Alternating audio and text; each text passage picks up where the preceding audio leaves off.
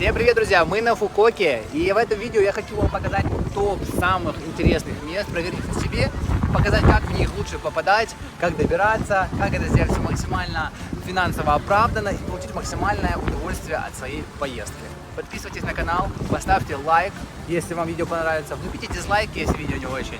И давайте начинать. Все, хватит это размусолить, поехали!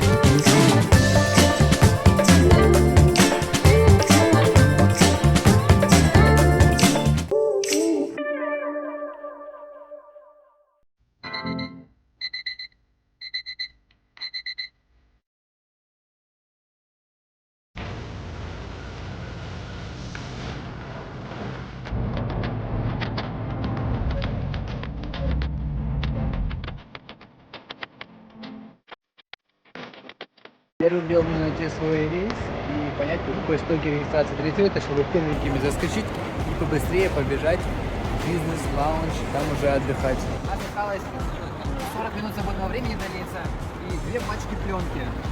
Чего бы не использовать это все вместе с умом. Так, резюмирую. 2 чемодана готовы. Так, если вы парень и вам нечего делать до регистрации и есть лента, то в принципе можно этим заниматься. Если вы девушка, этим не нужно заниматься, потому что тяжелый человек, вы его крутите, вертите, можно запачкать штаны об колеса. Так, ну что, boarding pass получен. По одному чемодану был перевес у меня на 2 килограмма, по одному чемодану был недовес. Вот. Но в принципе прикрыли на это глаза, так что в принципе можете иметь в виду, что 2 килограммчика туда-сюда вроде пропускают, хотя не буду гарантировать. Но по ручной клади у нас перевес конкретный в 2 раза, чем можно на каждом чемодане. Вот меня спросили, у вас есть ручная кладь? Я сказал, ручной клади нет. В принципе, она сейчас у нас как вроде не регистрируется, поэтому посмотрим, пролезет или нет. Так, перед вылетом возвращаем water fund.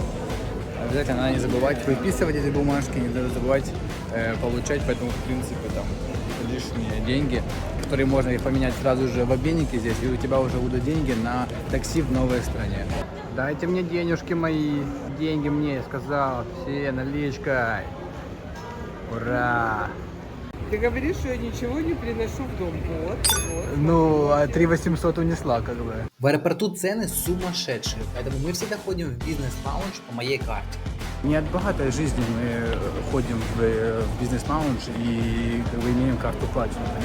Ты считаешь свои пожитки в Таиланде примерно 140 бат. Но теперь у меня есть 400 тысяч донгов, в принципе.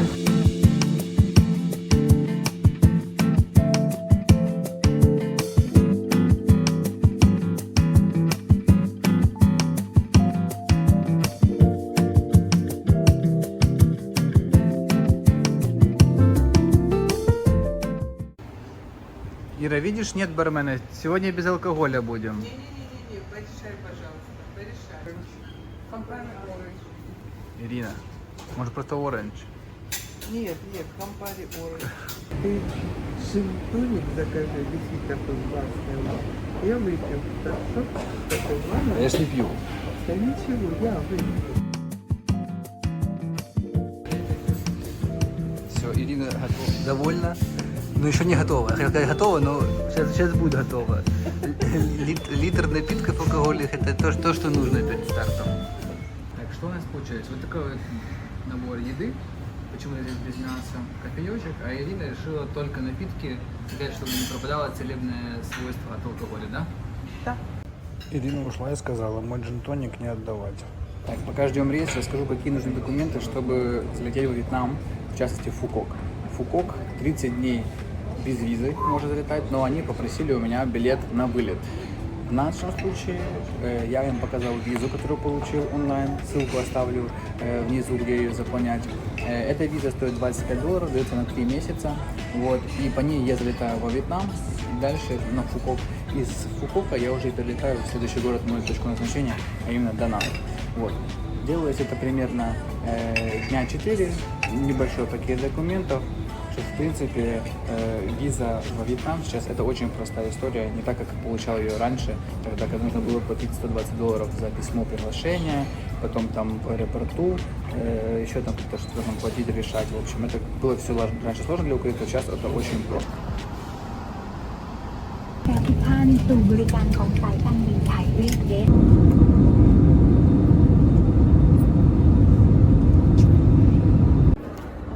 Когда ты путешественник, у тебя есть симки на все случаи жизни. Чтобы вы понимали, какие вьетнамцы бусинки, посмотрите на мой паспорт, вообще просто свободного места нигде нету. И он поставил мне вот сюда, чтобы не пропадало это место, и это виза на 3 месяца. Понимаешь? А мог бы влепить на чистую страницу посредине вот так вот. Такие вот молодцы. Кстати, а кто знает, если чемодан так вот выехал, проехал и заехал снова внутрь, это туда нужно залазить, чтобы его достать? Или что-то как-то надо звонить куда-то? Так, наши чемоданы не потерялись, но походу на них тестировали ударные FPV-дроны. И вот такие получили они повреждения. Так что наша упаковка сработала на ура. Ну что, воздух Фукуока. Довольно-таки влажно. После дождя. Да и в принципе, я думаю, так тепло. Приятно. Короче, во Вьетнаме у них есть свой автомобильный бренд, называется VinFast. И вот тут на Фукуоке таких очень много бирюзовых такси. Если я не ошибаюсь, они вроде электрические. Важный момент, когда вы ходите из такси, обязательно должен сидеть один человек и ждать, пока выйдет, чтобы достать чемоданы, чтобы водитель не уехал с вашими чемоданами. В данный момент водитель не вышел из машины и продолжает сидеть. То есть гипотетически он может дернуть с вашими чемоданами. Так что будьте внимательны. Сейчас там Ирина сидит.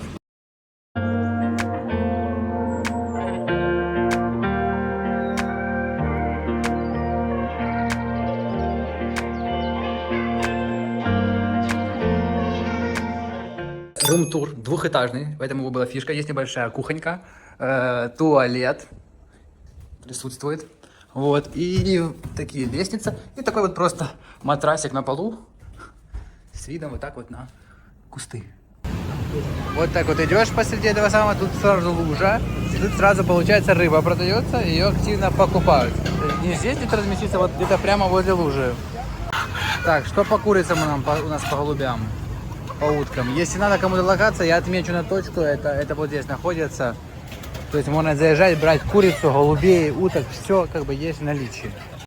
Вот именно во Вьетнаме можно какую-то такую найти жижу, вот что вот просто даже ее страшно пробовать. Пешеходная часть есть, но ее как будто как больше нет, поэтому приходится ходить по дорогам или заказывать такси, все такое. То есть для пеших прогулок именно прям по городу абсолютно не предназначена. Вот здесь такой симпатичный банк. И $100 это 20,5 миллиона вьетнамских донгов. В принципе, курс хороший. У них есть бумажные деньги, которые самые мелкие, и пластиковые, такие красивые, которые крупные. Самая крупная купюра 500 тысяч донгов. На ней изображен Хашимин. И тут изображен Хашимин. Что, теперь мы с деньгами? Первым делом нужно купить симки. Покупаем их в магазине с непроизносимым названием, я его напишу. Стоимость тарифа 300 тысяч первый месяц, а потом продление по 150. Ежедневно ты можешь использовать 7 гигабайт интернета. Очень прикольная система верификации. Нужно позвонить менеджеру и подтвердить, что ты это ты.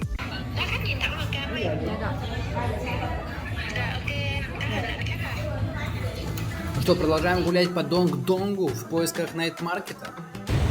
Если вы трушный путешественник и вам не интересно там просто там пойти какие-то посмотреть отели, ресорты, бассейны, море, пляж, то, конечно, стоит так прогуляться. Вот то место, которое мы проходили, в принципе, такая всякая атмосфера, она такая эмоционально тяжелая, ты устаешь, ты голоден, ты знаешь, что есть, не знаешь, куда идти. Так что решайте сами, нужна ли вам такая прогулка. Конечно, лучше не забредать в такие странные районы, потому что тут максимально не туристично, максимально грязно, максимально воняет.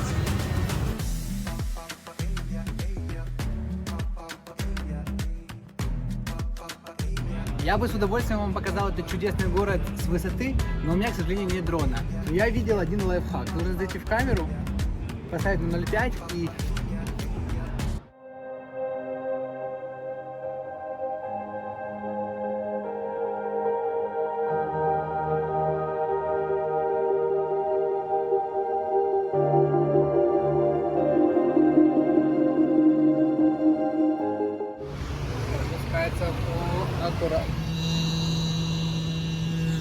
Опа! Работает лайфхак!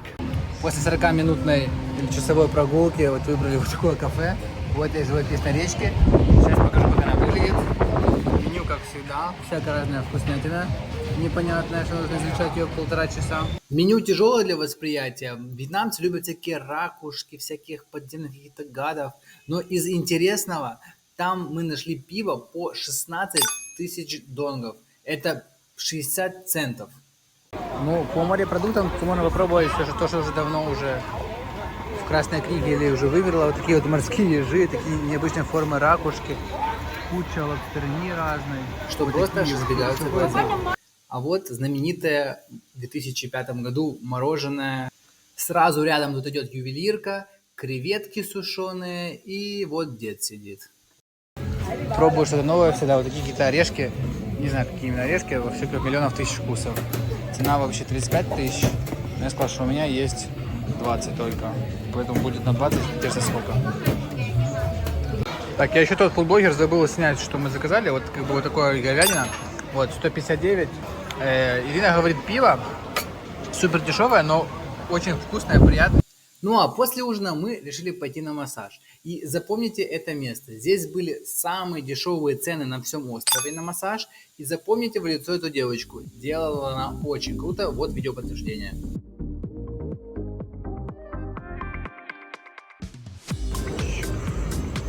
Sit down. А сейчас хочу поделиться просто главным лайфхаком острова Фукок. Скачивайте себе вот это приложение, и в вкладке промокоды там новому пользователю идет 50% скидки на 2 недели. То есть можно передвигаться по острову за копейки. И всегда выбираете черную машину, разница там вообще просто минимальная. Мы же с вами любим люкс. Ну что, доброе утро, наш второй день на Фукоке, и сразу хотел поделиться лайфхаком, который использую постоянно. Я всегда беру отели с включенным завтраком, чтобы утром не тратить время на их поиски. А также у нас есть хорошая новость, нам бесплатно подняли категорию номера до вот такого видового классного country style домика на крыше. День второй, и сейчас в новой стране, в новом месте нам нужно собрать максимально много информации для принятия максимально правильных решений. Поэтому сейчас я выдвинулся на обзор локаций, обзор района и вообще в принципе острова. Сейчас расскажу, каким образом я это буду делать. Добавлю, что чем больше у нас кругозор, тем более правильные решения мы принимаем. И в контексте и более интересные локации находим, и в контексте с точки зрения финансов будет более правильное решение. А когда у нас есть один выбор, и мы должны выбрать из одного, ну, это выбор без выбора. Поэтому надо не лениться, а двигаться и искать. И еще один для вас очень важный и классный секрет.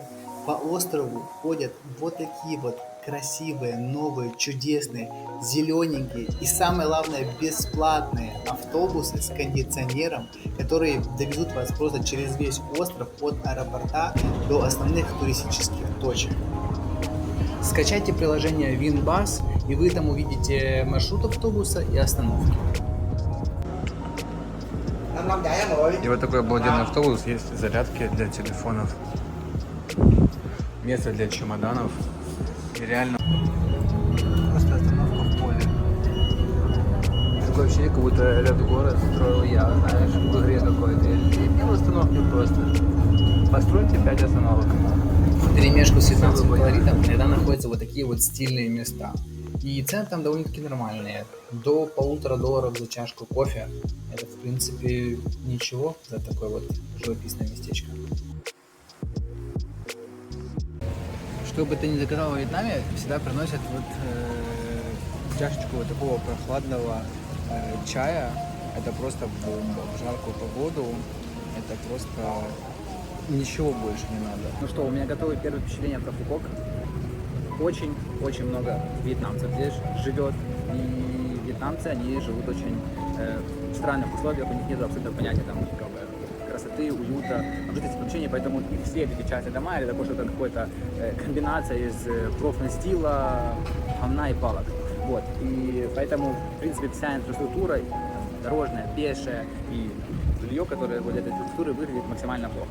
Что могу сказать? Мне кажется, проехав на электробасе вокруг этого острова, я могу сказать, что Процента 90 это что-то странное, трэшовое, где вообще в принципе не хочется выходить из автобуса. Я вам сейчас покажу эти остановки, где автобус останавливается, и ты понимаешь, что куда он меня привез. Типа, ну вообще не хочется выходить, ты себе едешь дальше.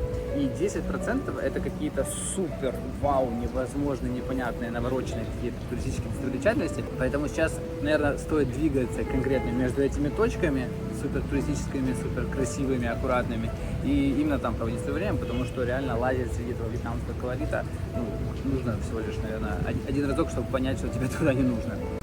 Про это никто не знает, но Вьетнам вторая в мире страна по производству кофе. Я не знаю, почему настолько он не популярен в других странах, вот, но сами вьетнамцы, они его просто пьют постоянно. В Таиланде пьют чай с молоком, здесь вот кофе вот, со сливками, либо холодный, либо горячий.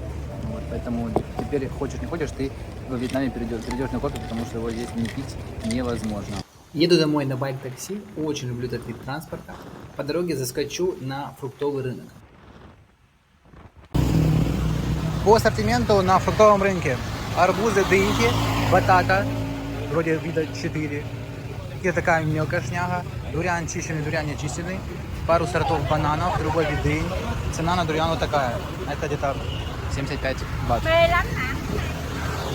Вот такие вот желтые апельсинчики, рамбутаны, типа лангана что-то, вот такое, типа яблоко, желтые яблоки, мангустины. По фруктам ассортимент хороший и кокосы. Вот такой вот фруктовый обед получился вместе с дурианом, с арбузом, с бананом, с манго, с таким вот яблоком, вот с такой какой-то штучкой новой, с апельсинкой. Получился около 150 тысяч.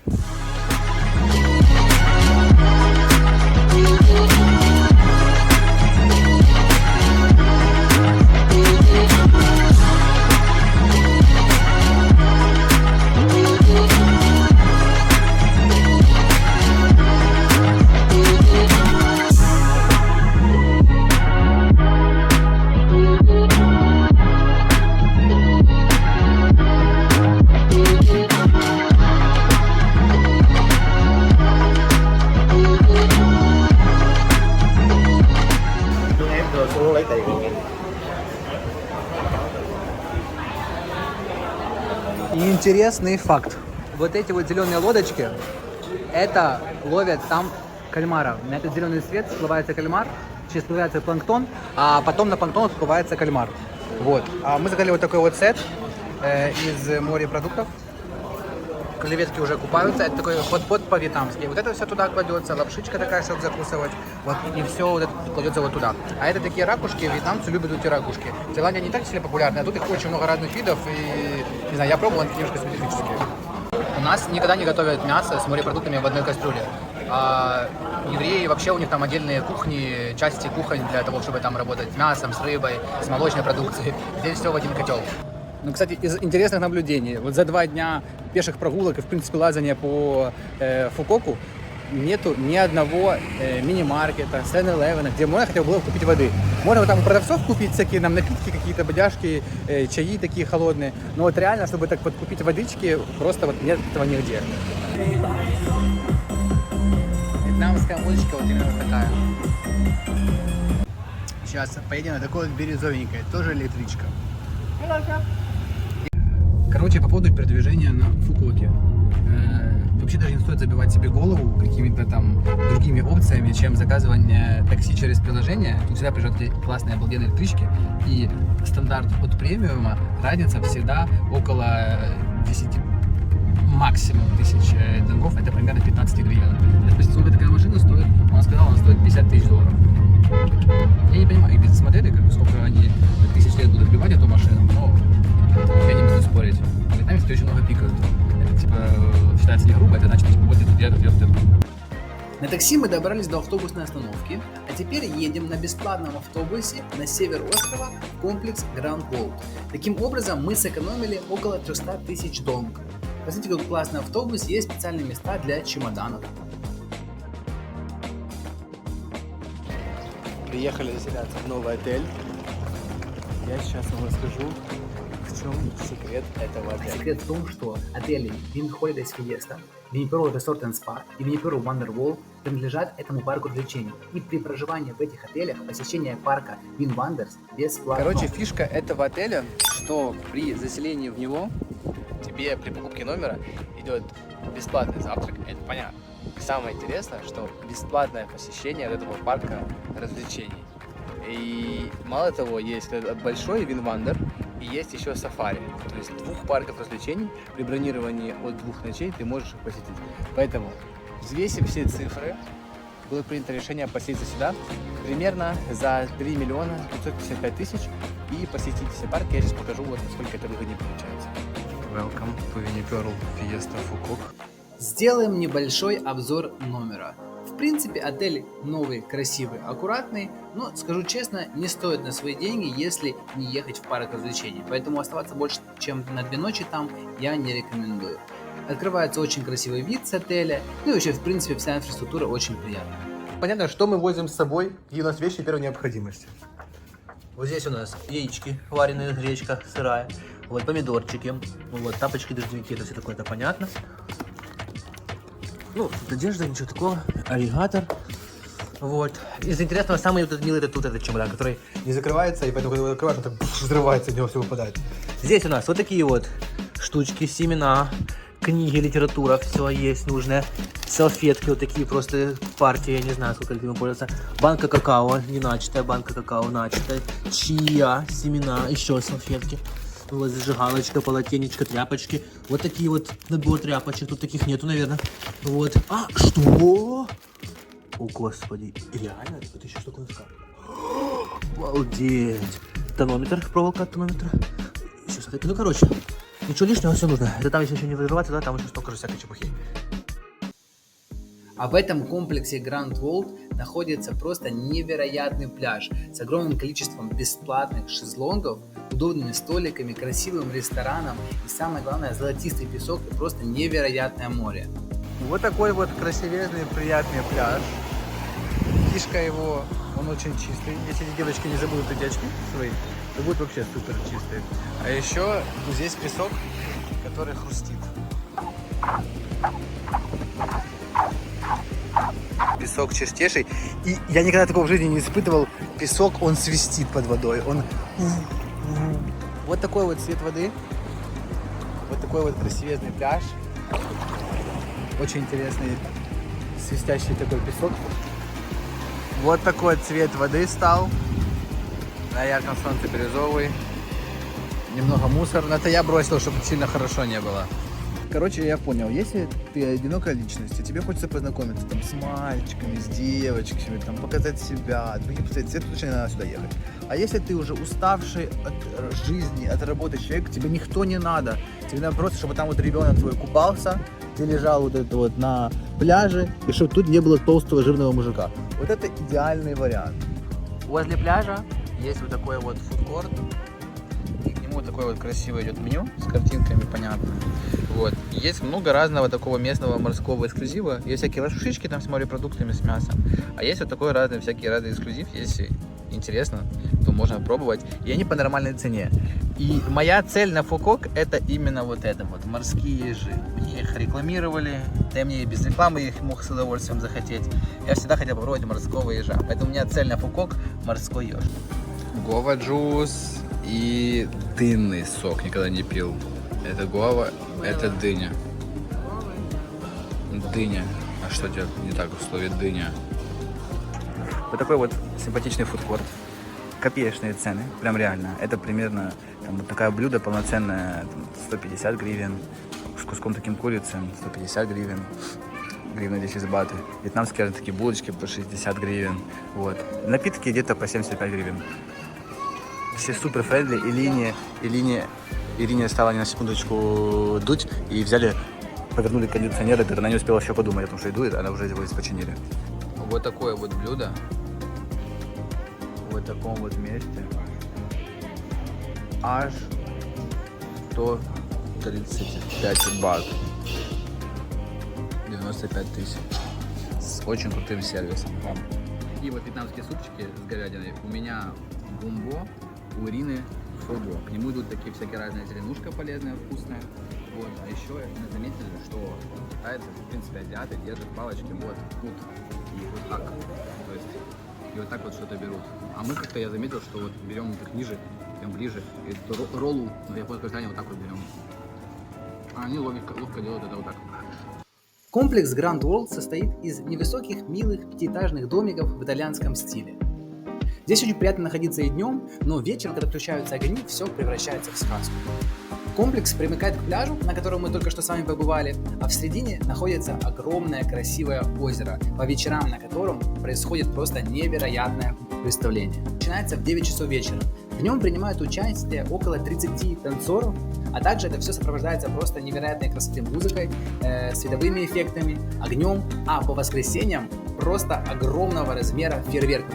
Но главная отличительная черта этого парка, которую вы не увидите, наверное, уже нигде в мире, это, можно сказать, абсолютная пустота. Парк заполнен примерно на 5-10%, но все шоу-программы работают на полную мощность. Несмотря на многочисленные испытания, они в топ находят друг друга, и роскошная свадьба, пропитанная счастьем, происходит под тенью башни любви. Это я так в школе читал, до 11 класса, так вот, блин. Я в университете так читал, что По отзывам, в этом месте Grand World вот это самая лучшая локация для просмотра вечернего шоу. Сегодня здесь оно будет начинаться. И именно сегодня будет сюрприз с фейерверком. Что мы, в принципе, ожидаем его. Вот такой вот чудесный ресторан в красивом месте.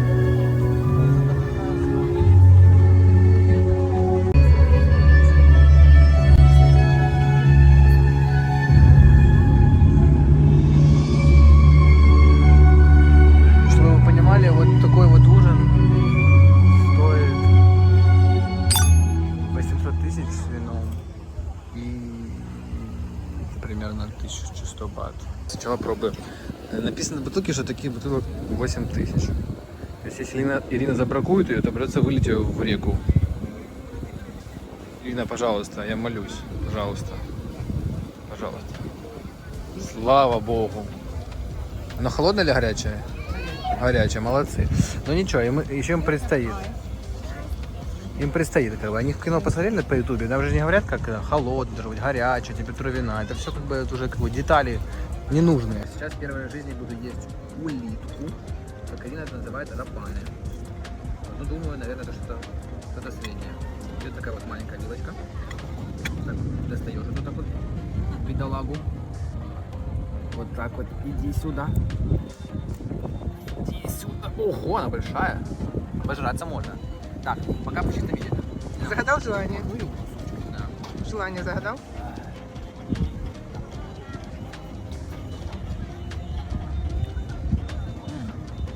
Эта штучка не съедобная. Ну, здрасте, это перегородка, на которой она перекреплялась, конечно. Ну как, скажи? Похоже, Реакция? да. Выдай реакцию. Пытаюсь понять. Похоже на вот эту вот какую-то рыбку, вот эту, когда вот в пивных магазинах такая сухая рыбка, какая-то типа кальмарчик, это может было бы, да. Рапаны? В чем отличие рапанов от улиток? Ну, это называется рапан. Все, я понял.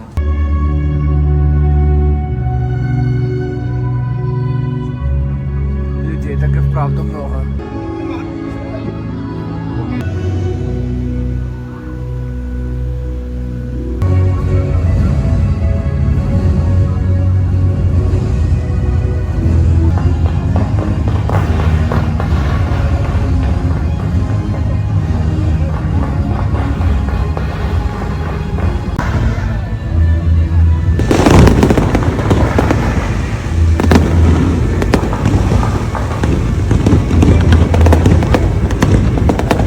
Хорошо, что мы покушали уже, потому что смотрите, сколько падает с фейерверков. Реально вот такого вот мусора, угля. Прям реально, это все в еду полетело. Нам только в напитки полетело. А еще заметно, когда китайцы уходят из ресторана. После них остается такой срач, но они оставляют хорошие чаевые и как бы тем самым говорят, что вот даю работу другим. Так, вот такой вот завтрак у нас получается. Очень симпатичный, приятный ресторан с приятным видом. Пожалуйста, не пережирать, не пережирать, не пережирать. Вы знаете, что я парень авантюрный и пробую все, что попадается мне на пути, но вот это я не смог съесть. Century Egg, столетнее яйцо. Такая дрянь, так воняет. Из интересного, такая чисто вьетнамская, тайская, азиатская тема. Они вот к разным фруктам, к зеленому манго, гуаве, вот делают себе такую вот специю, соль, красный перец, ну чили, который там иногда может быть сахар, вот такую как бы смесь специй.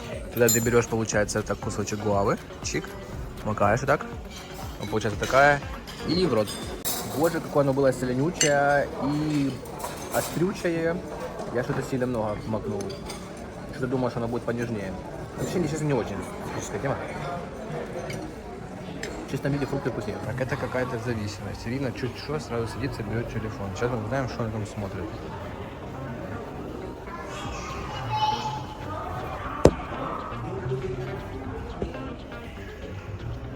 Боже мой. Дрожжи. Зачем мне эти дрожжи сейчас? Сиди, наслаждайся отелем. Ирина меня постоянно долбит, что я постоянно в телефоне. Я изучаю отели, карты, отзывы, сайты. Блин, она смотрит, как пересыпать дрожжи в банку, ё-моё. А еще тут есть казино Корона, и есть желание поехать крутануть. Так, прошло еще некоторое время, посмотрим, что сейчас Ирина смотрит.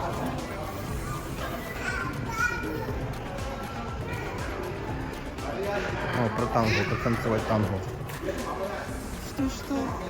Что ты подглядываешь домой? Ну ты посмотри. Прямо от нашего отеля ходит бесплатный электроавтобус, который может везти вас на пляж, в Винвандер парк развлечений и в сафари парк.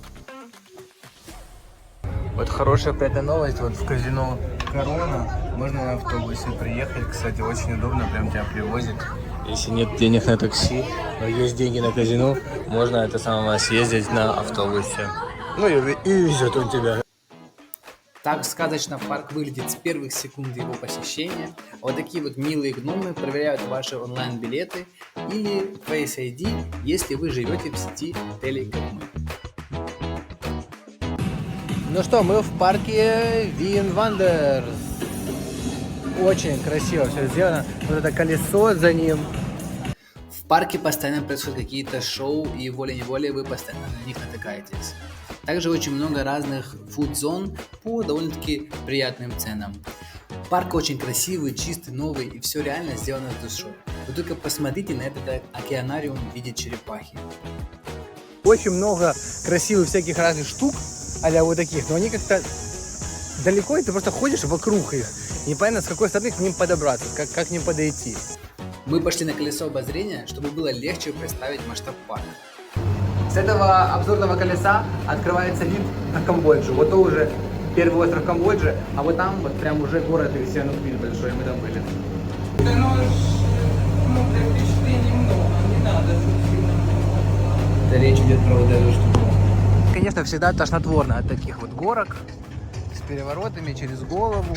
Я потом себя плохо чувствую, проклинаю себя, что я пошел сюда. Но я живу по правилу, за что уплочено, должно быть проглочено. В парках развлечений нужно покупать фаст-трек. Тут просто в этом парке вообще абсолютно ты везде один, главный. И это не то, что фаст-трек, это у тебя просто выкуплено все. А сделано все реально супер атмосферно, супер классно. Ой, только я уже на выход вышел, да? Аня.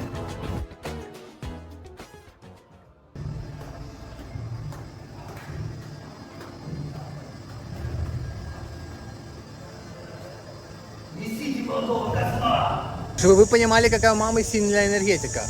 Она и говорила мне не идти на вот эти вот огромную горку, эти американские горки. А я, получается, пошел, мы сели, пристегнулись, проехали чуть-чуть, и потом опа, emergency stop, нас всех аккуратно как там вынимают, посаживают, и горка дальше не едет. Так что, короче, я на ней так и не покатался. Мама силой мысли сломала вот эту качельку огромную вот эту.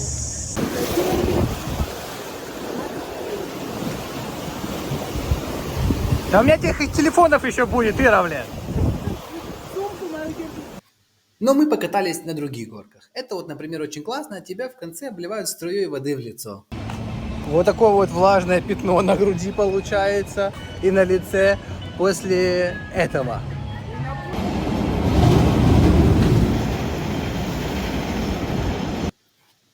А потом мы пошли в океанариум, в котором представлено более 300 видов рыб.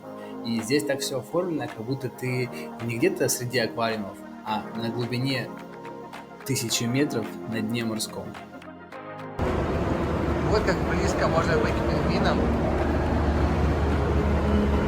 Вдруг. Вау. Если вы фанатеете по рыбе камень, то вот эта рыба камень, вот стоит приехать прямо сюда. Вот она здесь. Вот эта рыба называется зебра-крылатка. Она вроде входит в топ-10 самых ядовитых рыб в мире. И я когда первый раз ее видел в открытом море, в Красном море в Египте, она просто была от меня в метрах 5. Меня просто парализовало только от мысли о том, что она вот настолько близко и может меня ужалить вообще. Ну, когда вот не через стекло, это настолько страшно. Вообще, что вы себе просто не представляете. Привет, мои друзья! Рад видеть вас на канале «Половые органы рыб». У нас уже 400 тысяч человек. Сегодня будем смотреть половые органы ската. Ой-ой! Спасибо, что вы с нами. Ребята, я под скатами, меня накрыло. Это новая какая-то молодежная шняга. Я под скатами. Ё-моё, блин, тут скат. О, меня накрыло скатами. А далее нас ждал ресторан с видом на огромный аквариум с акулами. Этого человека уже вообще ничем не удивить. Так, вид на все деньги мира. Пицца просто окей, тирамису просто окей. Сейчас будем пробовать капучино. А потом началось очень красивое шоу с русалками, а вечером в 7 часов начинается главное вечернее шоу у замка.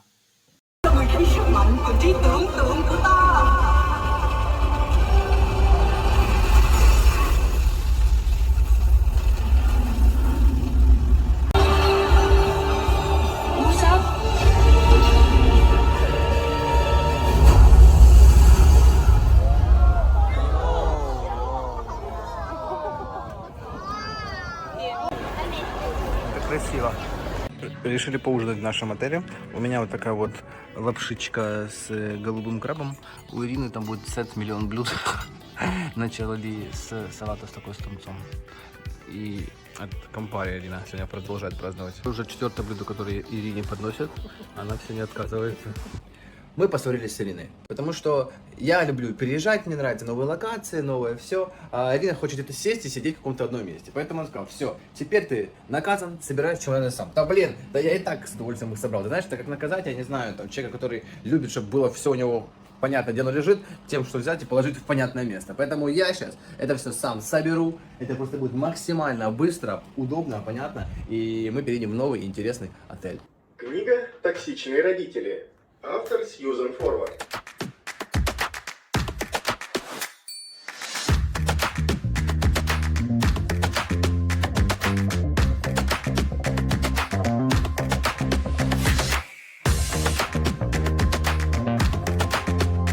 Так, мы с Ириной проснулись, позавтракали, сделали чекаут из этого отеля и сейчас едем на сафари в Винвандерс. Вот, очень, конечно, хотелось бы, чтобы была бы возможность стрелять по животным, вот, но это же сафари. Глазами возможность стрелять. Капец, сафари уже не те. За что берут деньги, непонятно.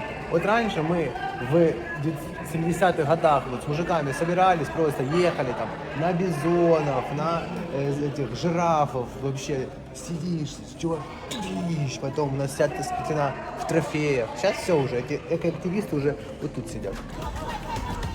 Мы пришли в Винниперол Сафари, присоединяемся к этой чудесной китайской группе и веселимся. Довольно-таки такая нехилая очередь.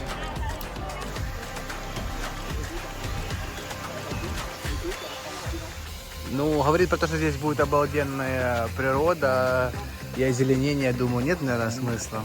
Но мало того, оно еще очень красиво интегрировано с животными. Вот такие вот красивые автобусы, на них ты будешь ехать и смотреть животных. Автобусы электрические, животные не будут бояться. Speak English, speak English. Hello. Thank you. Hello. Вот такие вот зеленые красивые автобусы. Eco Green. Красиво все. Это красиво. Как это все происходит? Вы едете на большом зеленом эко-бесшумном автобусе сквозь леса, поля, саванны. И вместе с гидом она помогает вам их найти, охотитесь на разных животных. И первый, кто его увидел где-то в чаще леса, тот и победил. Смотреть, как бежит двухтонный носорог, или наблюдать, как лев тебя ждет на следующей остановке, это немножечко будоражит нервы.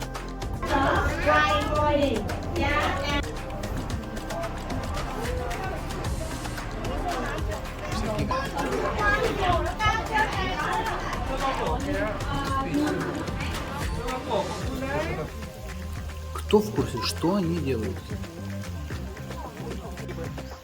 Гибон. Гибон. Мы с Ириной не успели на мультсериальном шоу. Я, короче, говорю, предложу, я в принципе могу выйти туда погонять этих птиц для тебя. Ирина согласилась. Идет дождик, мы в зоопарке пережидаем его. Так хорошо, не жарко. Немножечко отдохнуть. Так, пранк вышел из-под контроля. Нас затапливает. Птицы вот такой вот пешей доступности. Это очень близко. Итак, игра. За 3 секунды найди питона. 1, 2, 3. Мы переселяемся в новый отель. До него нам 300 метров пешком. Но он будет с прикольным видом, с видом на мост Молекула. В отель заходишь, там ребенок какает на горшочке. Удобно такое сразу.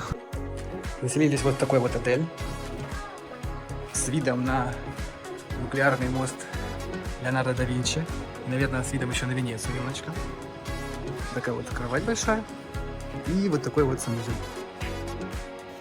С отеля вправду открывается невероятный вид на нуклеарный мост Леонардо да Винчи и на это вечернее шоу. Отель стоил 600 тысяч донг за ночь, завтрак был не включен. Гондольеры плывут по реке, разноцветные домики, красивые фонтаны и скульптуры. Высовываешь голову в окно, и поднимается настроение. Мы как будто в какой-то киностудии, в каком-то сказочном городе. Небо, посмотри, Небо красивое, эти инсталляции, никого нет. Так, ну что, в Италии сегодня дождливо. Мы сидим вот в такой вот кафешке на площади недалеко от Сан-Марко. Вот, сейчас ждем нашу вьетнамскую еду. Какое-то постоянное движение, какие-то развлечения, актеры.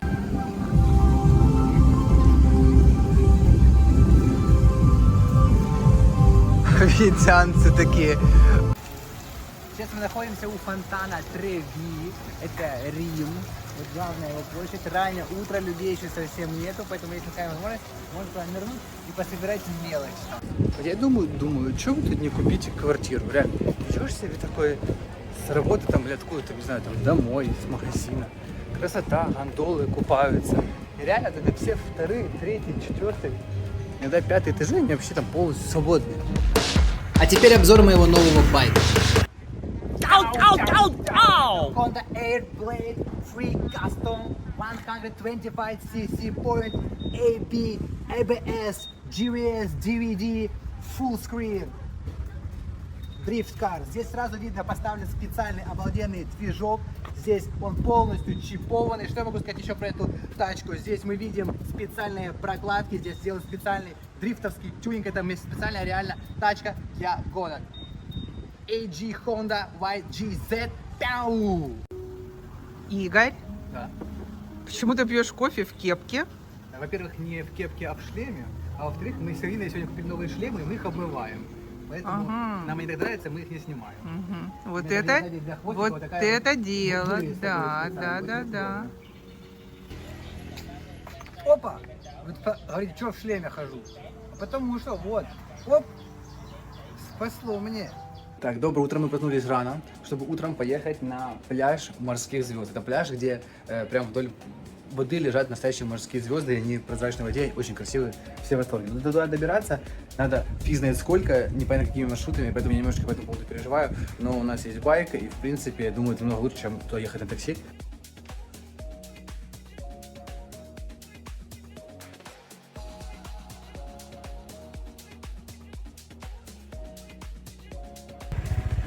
Вот такая вот дорожка идет. Оп, оп, оп, оп.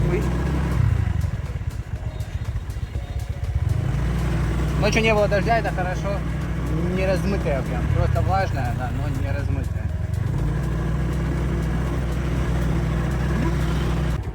Примерно 6 километров нужно двигаться по вот такой вот дороге прямо до самого Starfish Beach.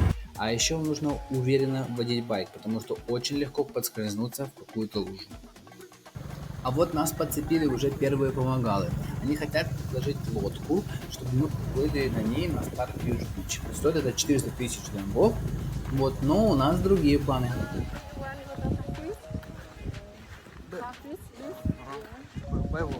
От точки Starfish Beach нужно идти направо, вот по вот такому максимально трэш, такому там пляжу, как будто он весь в нефти. Прошли 2 блокпоста, 2 раза предлагали купить нам лодку туда, стоит 400 тысяч, вот на двоих это стоило. Идем. Говорят, там будет стрим, типа как этот ручей, который нельзя будет перелезть. Я так понимаю, это вот этот ручей, на который нельзя перелезть. Вот, ну короче, проверяем гипотезу. Если нас не будут трогать тут прямо на этом месте, то это чудо, потому что сейчас здесь выглядит максимально как.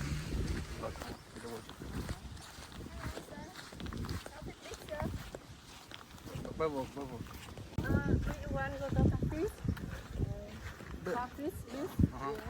Бывок.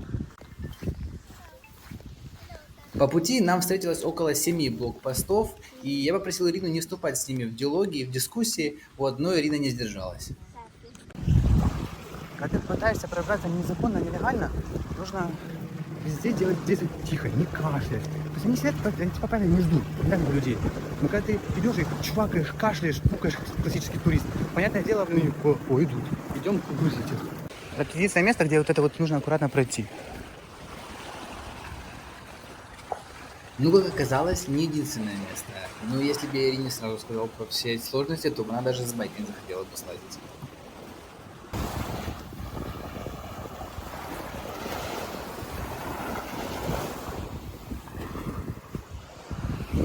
Никогда не видел, чтобы морских ежей так на берег выбрасывало. Я надеюсь, эти собаки не надрессированы для защиты морских звезд. Но...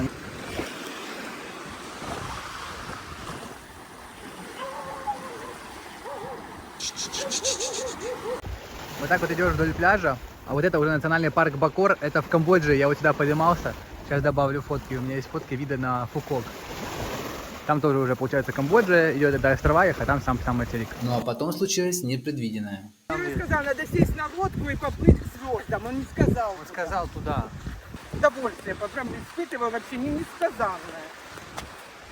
Прошу тебя, Игорь, не води меня вот этими километрами, что мне тяжело. Опа, смотри, глянь, звезды. Вот звезды. Сейчас вроде будет перейти. Слава Богу, тогда не сильно. Они прям вот так выброшены, ё-моё.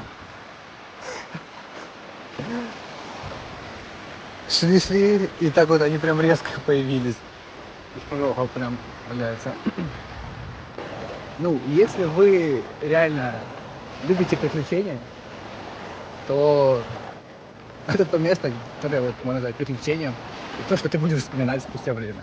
Если тебе нахрен не нужны эти такого плана воспоминания, если там тебе вот классно там, ах, как помню, мы тогда в университете в клубе туснячили, я выпил 3 текилы. Вот если вот такого плана впечатления вы коллекционируете, тогда, естественно, ну это вам не надо. А если вы коллекционируете впечатления, я во Вьетнаме, где-то по пограничных водах с Камбоджей искал секретный пляж с морскими звездами, мне пришлось пройти около 7 блокпостов из вьетнамских помогал, которые хотели меня доставить туда.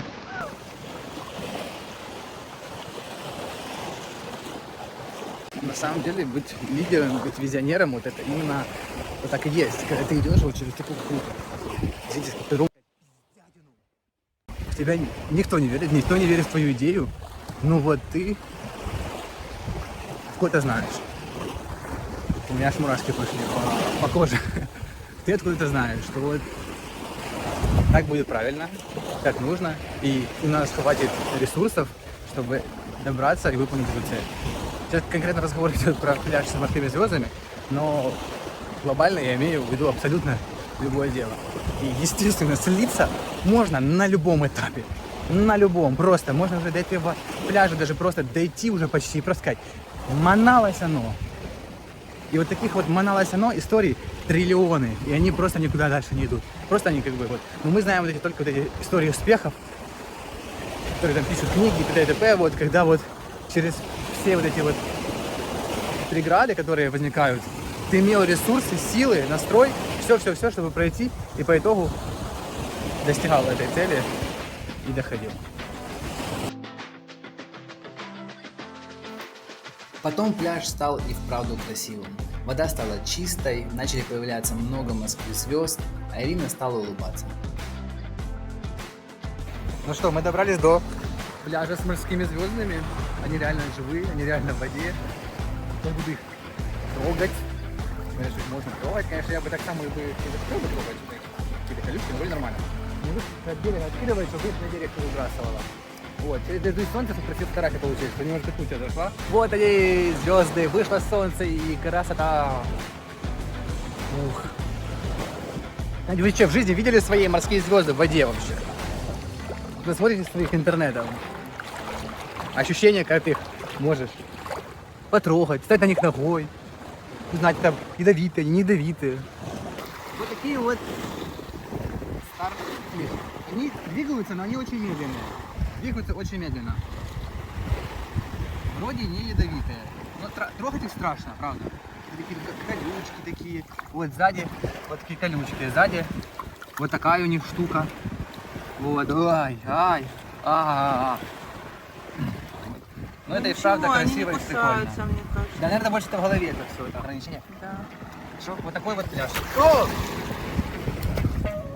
Обратно решили вернуться на лодочке, которая приехала. По двум причинам. Потому что начинает капать дождик. И реально идти дофига. И такой маршрут не из приятных, поэтому поедем на лодочке.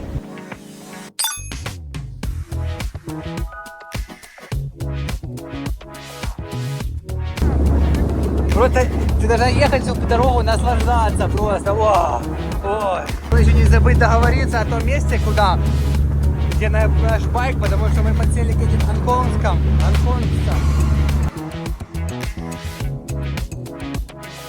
Вот такая вот деревня морских цыган.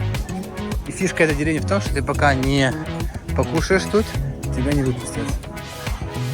Шутка, на самом деле так очень все лайтово предлагают. Типа я готовился к более серьезным торговле, переговорам. То есть они абсолютно нормально. Их абсолютно легко можно сливать. Ирина, ну дайте быстрое впечатление про пляж звезд. Стоит ли поехать, интересно ли было? Очень интересно, особенно когда я узнала, что нас назад повезут все-таки на лодке. Туда было идти очень трудно, очень было трудно идти. Я поранила плечо, очень устала, очень разозлилась. Вот, ну ладно, увидела звезд, все попустила, море там хорошее, искупались. Было очень здорово. Все. Возвращаемся с Starfish. Попали под такую дождюку. Я уже не снимал в процессе дождюки, мы в такие дожди устали. То есть у меня этот крутой, сейчас весь Вьетнам прошел. Докладываю обстановку. В нашей Венеции сегодня дождливо.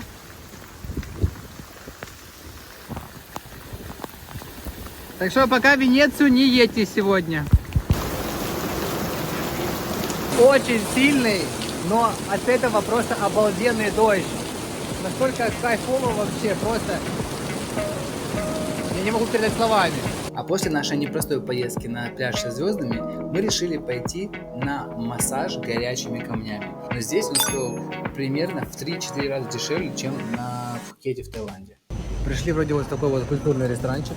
Сейчас первый раз в жизни буду пробовать морского ежа, ежей. Заказал 3 разных вида, сейчас будем пробовать. Вот так подается морской еж. Ему предварительно обламывают колючки. Ими, чтобы нельзя было уколоться. И вообще естся... Ира, что происходит? Я понюхала васаби. Кира понюхала васаби. Продолжим. Ребята, первый раз в жизни пробую морского ежа. Добавляю можно соевый соус. Дали мне васаби такой симпатичный. И какая-то вот такая вот икра или паста.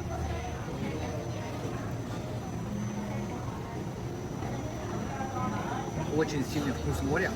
Когда приезжаешь на море, где-то подъезжаешь к морю, просто как будто на глутаматную натрию. Вот этот вкус, запах, только вкус. Очень сильный яркий вкус. Надо прям реально вкусовой товар. Тонат для всей морской темы особо. Наверное, больше не нравится, очень нравится. Но это не отвратительно. Хотя, Ну, второй раз ты будешь... на грани. Ты будешь второй раз это Больше скажу, мне заказывать? сейчас еще принесут второго ежа и третьего. Потом еще и третьего. Поэтому будет минимум 3 раза сегодня есть. Попробуй сейчас с соевым соусом. С соевым соусом прям нежно. Вкуса моря вообще нет.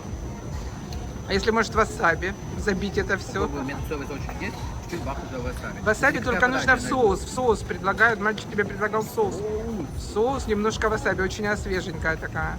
Я где-то слышал, что такой ход добавляет в васаби сок есть. Слушай, а вот с соусом и вместе с этим васаби это очень нежно. Так, реакция от Ирины. Она уже сразу чуть-чуть соусом пробует. Ну, не знаю, ничего. Ну прикольно. Прикольно. Прикольно, да. Ну типа ты не ожидаешь такой колючки? Такое что-то интересное в середине. Так, это запеченный еж с яйцом. Запеченный. Это запеченный еж с луком. Это был сырой еж с лимоном, лаймом. Блин, прикольно, блин. Вот вообще прикольно, блин. Это сейчас будем пробовать. Забегая наперед, запеченные ежи были не очень. Еще заказал себе Пальмира джус. Короче, несколько типа кокоса. В принципе, похоже на кокос, но на самом деле отличается. Визуально. Ну, в принципе, нежная. Приятная. Такая приятная водичка. Вот это такая вьетнамская игра, они вот так вот набивают. Они вот так вот набивают. Can I one time do try? Бум! Выглядел ловко. Девчонки играют. Только в Вьетнаме, кстати, такое видел. В парках, в Сайгоне, в Хашимине вообще не рубашек, будь здоров. Завтра у нас очень важный день. Мы идем на день рождения Хошимина. Поэтому мне нужно срочно привести себя в порядок в вот таком вот крутом барбершопе. Немножко побрить бороды. И самое главное, сейчас покажу еще кое-что нужно тоже сделать. We need to shave beard and clean. Чтобы вы понимали, побриться и почистить уши, я покажу, как это будет, стоит 100 гривен, 100 бат. Ира, какие ощущения? Клево? Страшно? Чтобы вы понимали просто, какие приборы используются.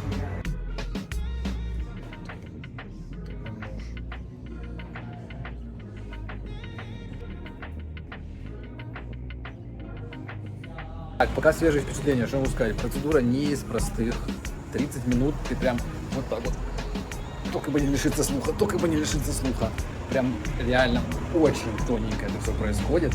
Вот, ну такой на грани с тем, что прям приятно, и на грани думаешь, все, контамин. Вот, сказали, я последний раз такую процедуру делал 1,5 года назад во Вьетнаме, и это чисто вьетнамская тема, я нигде такое не видел, вот, но кто это не любит, это делать постоянно. Вот, и сказала, что в принципе раз в месяц такое можно делать. Ну, где-то на процентов, я думаю, 5, 7, 10 реально как бы звук становится чище, ярче. Что, наверное, имеет место быть. Идем гулять! У нас сегодня важнейший праздничный день по всей улице Флаги. Мы заказали белую машину, праздничную, парадную, и выдвигаемся на день рождения Хошимина. Это лидер, который изображен на всех их... на всех их бумагах, деньгах, памятниках. Это главный человек в стране, который воссоединил Северный и Южный Вьетнам. Поэтому едем на днюху.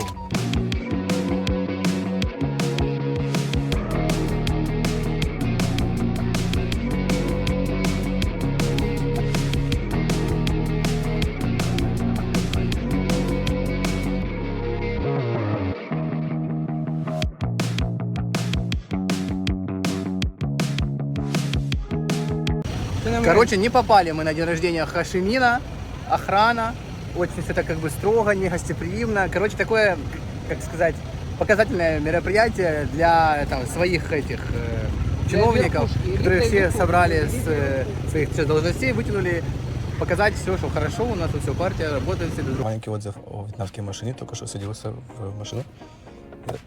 Отломал ручку. Конечно, не при партии сказано, но бывает. Так, рассказываю вам про фирменную технологию заварки вьетнамского кофе. Нигде больше такого я не видел, но у них это супер популярно. Получается, сюда они насыпают зерно, водичку, и в такой вот железной штучке оно вот так вот, получается, прокапывает. С какое там давление, просто самотеком. Ну и получается довольно-таки вот насыщенная, не какая-то там водичка. Если против с молоком, это значит сгущенка, то есть добавляют сгущенки такой литр. Если холодная, тебе еще идет стакан вот такой вот, с ложкой наоборот вставленной, со льдом. А обязательно всегда идет вот такой вот приятный, нежный, зеленый черечек без сахара. Вот такая вот вьетнамская кофейня. Пробую вкус. Вместе с сгущенкой, да и без нее, похож на такой шоколадный брауни, такой очень сильно насыщенный вкус, но не похож на обычный кофе, вот реально больше похож на шоколад. Наливаю сюда, и теперь у меня холодный кофе. Очень освежает.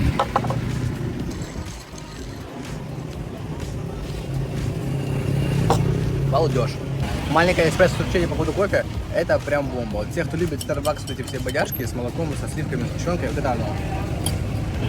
Выселяемся мы с этого чудесного отеля, с таким вот чудесным видом. Сейчас едем теперь на юг острова, то это мы были на севере, сейчас мы едем на юг. И главная фишка в том, что такси оттуда до сюда будет стоить 750 тысяч донгов. Это примерно 1100 бат, что типа в принципе немало. Вот поэтому сейчас мы возьмем 19-й автобус, который идет отсюда, едет почти туда.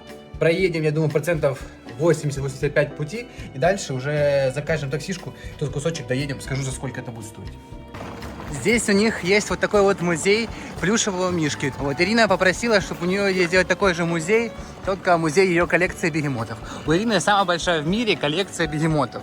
Просто мы еще про это не заявляли нигде. Мы хотим ее как-то очень круто оформить, и тогда публика ее увидит. Отправляем Ирину на автобусе специальном, вот со всеми чемоданами.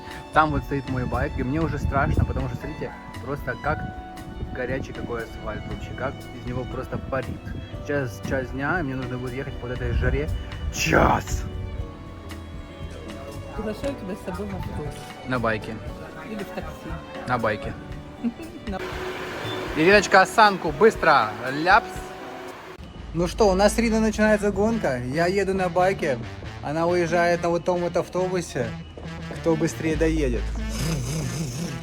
Так, я приехал намного раньше. Иришку пересадили с автобуса сразу в таксишку. Едем. Вот такой вот милый итальянский городочек. И мы кортеджем заезжаем в город под названием Sunset Town.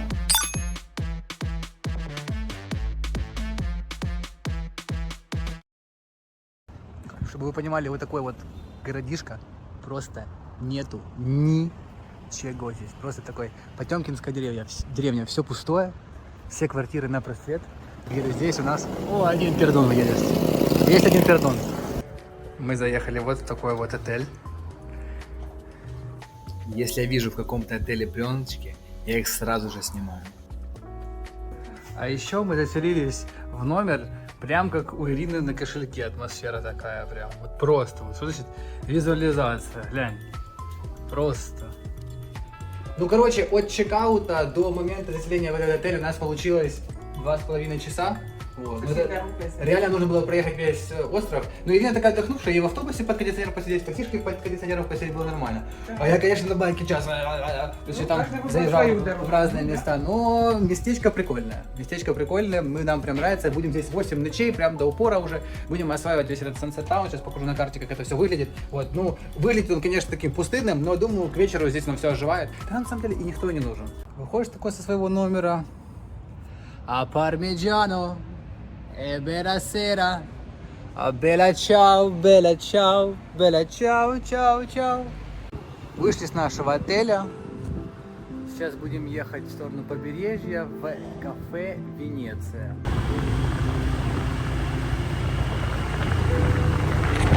Buongiorno, buongiorno. Это шутка. Тут никто не говорит по-итальянски. Но как же это место похоже на какую-нибудь Тоскану, Портофино или Позитано? Только Италия немного пошарпанная, а здесь все новое. Все сделано с душой. За все время я не встретил ни одного одинакового фонтана и ни одной одинаковой лестницы. Каждый угол хотелось сфотографировать, потому что это современное произведение искусства. Весь город со вкусом озеленен, и это все поддерживается в идеальном состоянии. В Сансет-тауне есть свой пляж, супермаркеты, рестораны, кофейни, массажные салоны и одно из лучших в мире вечерних шоу. Этот город существует всего пару лет. Заполненность, как и в Гранд Болт, 10% максимум. Но тут как-то уютнее, как-то все дороже. Немного next level. Через пару лет, я думаю, будет тут очень популярное место, и, по крайней мере, все предпосылки для этого есть.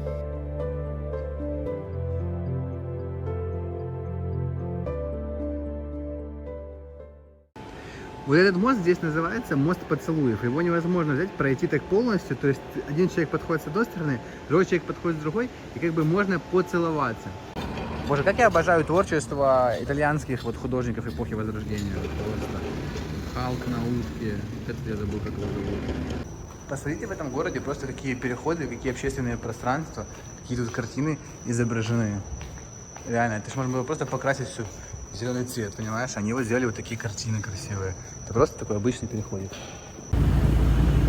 Едем под самой большой в мире канатной дорогой. Я еще не видел в своей жизни ни разу Колизей. Ирина видела. Ирина, похоже или нет? Похоже, да, только настоящие подразвалины. Настоящий подразваленный. Канатная дорога стартует прямо вот из Колизея. Вот такие вот кабинки. Вниз попал. Вот такой вот я мастер парковки. Мы приехали в ресторан Венеция. Ну, тут прям реально, ну прям красиво. Ну прям живописно. Да, это все новодел, но блин, ну это с душой. Это реально с душой сделано. Реально приятно. Еще запах цветов, вот, то есть природа, приятный воздух. Такие ролеты. Такой ресторан. Синтяо. Ну блин, тут очень красиво, очень красиво. Человек безработный, я не знаю, с кем она постоянно разговаривает по телефону. Короче, это очень деловой человек. С скалопом. Я, конечно, думал, что будет побольше. И всего лишь 3, ну, гребешки, да. Всего лишь 3 гребешка, но окей. Так, ну это, наверное, самый дорогой бургер в Азии, который ел. 400 гривен стоит. Вот, выглядит вот так вот. Буду пробовать. Dry Canto Melon? Yes. Вот такой напиток у меня, вот Dry Canto Melon. Не знаю, что это. Гребешки просто были восхитительные. Конечно, было очень мало, бессовестно мало, 3 штучки всего. Но были настолько вкусные, поэтому я думаю, если вы когда где-то увидите гребешки, я думаю, это надо по-любому попробовать. Вечерняя Италия. Почти. Если бы не этот парад на телеке вьетнамский в стиле совка. Чтобы вы понимали, вьетнамское телевидение. Просто вот эти флажки красные, эти гербы социализма, коммунизма, Советского Союза, я не знаю, что это. Блэ. Блэ. Блэ. Блэ. Это что за отряд боевой? Это такие велосипеды камуфлированные мешками. А там миномет! Что это за щит такая головой? Ну что, быть раненой птичкой на отдыхе это не очень хорошо, потому что все закрыто. Вот, поэтому приходится организовывать себе вот такие вот завтраки. Тестовали себе на табуретке так сосисочки, авокадо, огурчик, сырочек и такой вот хлеб. И кофеечек. У нас же, естественно, ни посуды, ничего нет, поэтому так вот все, что пособирали по соседям. Короче, на этом Starfish Beach нас так искусали какие-то то ли комары, то ли мошки, то ли твари какие-то. Я не знаю, просто уже 2 дня оно просто так зудит. Я не знаю, что это такое, мы его уже чем только не мажем. Но это точно не сами звезды кусали, потому что звезды я сюда себе клал, в руках держал, с руками все окей. Это какие-то мошки. И как раз в тот момент эти мошки кусали, когда ты стоишь с этими вьетнамцами, они тебя грузят, чтобы ты купил этот лодочный тур. Вот, поэтому лучше либо сразу его покупать, либо не останавливаться тулить просто. Есть в Вьетнаме такая компания, которая начинается на Вин. Винбас, Винфаст, Винвандер. И все в таком стиле очень в таком стиле. Есть такой монополист, короче, который главный держит, можно сказать, весь Вьетнам. Строит все курорты, все отели, застройщик, короче, все. Это самый богатый человек во Вьетнаме. И так вот, к чему я? Вот этот самый главный у них тут, самый богатый чел, он поехал учиться в Москву, в университете, когда был очень молод. Вот. А после этого он поехал в Украину и открыл компанию Мивина. вообще по всему Вьетнаму такая лапша. Вот, открыл компанию Мивина и заработал свое первое состояние на вот Мивине в Украине, которую мы все знаем. Это вот такая лапша быстрого приготовления. Потом вернулся во Вьетнам, дальше недвижимость, инвестиционные проекты, то да и все. И вот он сейчас номер один по Вьетнаму, и вообще, в принципе, это его как бы конгломерат, концерн, самый здесь вообще держащий весь Вьетнам, можно сказать. Так что вот такая вот история. Мивина, шалкетси вкусная, крутый час. Обожаю мивину. Обожаешь Мивину, я понял. То есть путь к сердцу Ирины до 15 гривен. Лежит через мивину. Через Мивину. Вьетнам реально добывает все свои морепродукты вот из моря. Сумасшедшее количество лодок, сейчас даже на карте покажу, как это выглядит с космоса. Очень-очень много реально рыбацких лодок. В Таиланде вообще не так уж много, но много морепродуктов. Я думаю, они где-то их на фермах выращивают.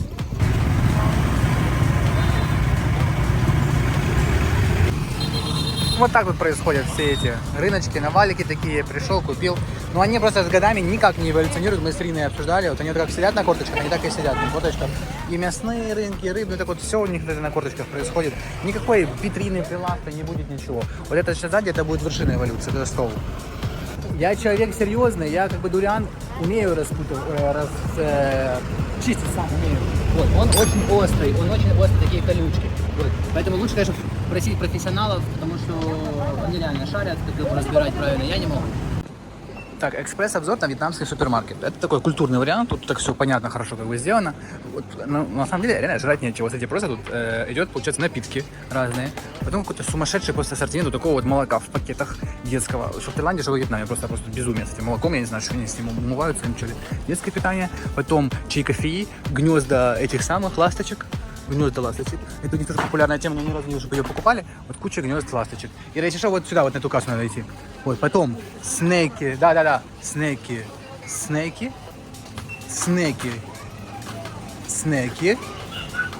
ящик с сосисками, какие-то заморозка, еще снеки, печенье, вот, соль, перец, соусы, консервы.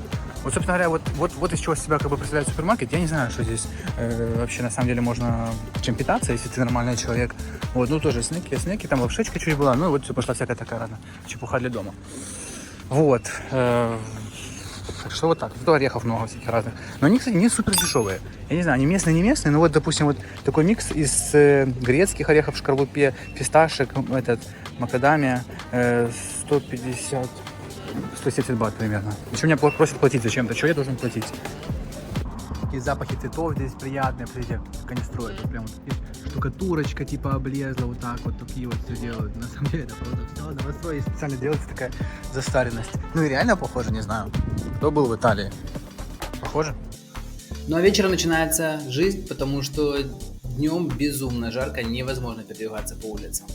Вот такой вот приятный night market, один из лучших, наверное, который я видел в Азии. Все чисто, аккуратно, ассортимент такой понятный, нету этих миллионов одинаковых точек, и все, в принципе, что хочешь есть, и цены довольно-таки адекватные. В Sunset Town это самое дешевое место, где можно питаться. Есть как и уличная торговля, так и небольшие кафешки.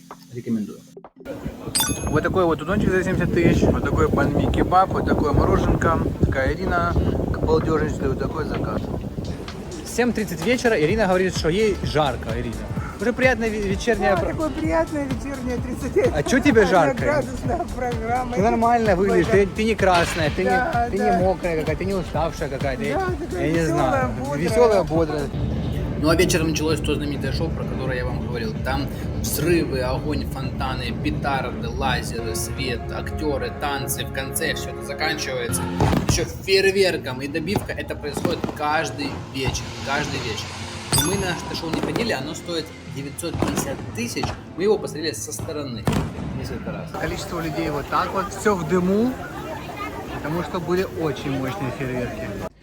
Мы купили дуриан, у нас сегодня будет вот такой вот ужин, это царь фруктов, многие люди его очень сильно любят, а есть люди его очень сильно не любят, потому что он реально имеет такой необычный вкус, но мы с Ириной очень любим его. Обалденный сорт, да? Да, но это другое. Тайского отличается, но все равно очень вкусно. Тоже очень классный. Ну и там уже ели один раз, немножко другой сорт, он был такой прям очень коньячный, такой вкус, такой прям тяжелый. Это прям легкий, приятный. Я думаю, именно этот сорт зайдет именно всем. Мы с Ириной вообще уже решили забить на общественное питание, просто посмотрите, к чему уже вот пришло наши кулинарные изыски. Во-первых, обалденнейшее дозревшее авокадо, бананчики, мандаринки, огурчики, вот такие сосисочки какие-то с краплением непонятно чего, хлеб такой с масличком, вот такие два йогурта, какие-то два интересных вкуса. Вот, тут какая-то каша, киноа заварена с йогуртом, а это какао. Короче, вот так вот и живем. Проснулись все в 6:30 и решили пойти прогуляться, пока не жарко. Уже 31 градус. Ё-моё. Ё-моё.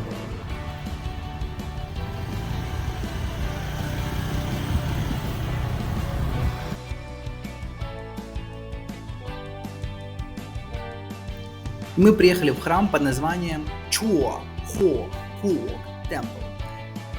Очень приятное место, все чисто, ухожено, со вкусом, красиво, красивые монахи ходят. Стоит огромная статуя Гуанинь, одной из их буддийских богинь. Насладитесь настоящей Азией, настоящим Вьетнамом.